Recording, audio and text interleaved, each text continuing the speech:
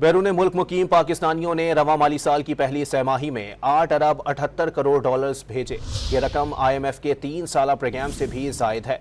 Saudi अरब में मुकीम पाकिस्तानियों ने 3 माह में 2 अरब 15 करोड़ और मुत्तहदा अरब अमारात से 1 अरब 70 करोड़ डॉलर्स पाकिस्तान मुंतकिल किए गए। बरतानिया से पाकिस्तानियों ने 3 माह में 1 अरब 34 करोड़, जबकि यूरोपीय यूनियन में इसी अरसे के दौरान 1 अरब 9 करोड़ डॉलर्स पाकिस्तान भेजे गए। अमेरिका से 89 करोड़ और दीगर खलीजी ममालिक से 86 करोड़ डॉलर पाकिस्तान आए। सऊदी अरब में मुकीम पाकिस्तानियों ने 3 माह में 2 अरब 15 करोड़ और मुत्तहदा अरब अमारात से 1 अरब 70 करोड़ डॉलर्स पाकिस्तान मुंतकिल किए गए। बरतानिया से पाकिस्तानियों ने 3 माह में 1 अरब 34 करोड़, जबकि यूरोपीय यूनियन में इसी अरसे के दौरान 1 अरब 9 करोड़ डॉलर्स पाकिस्तान भेजे गए।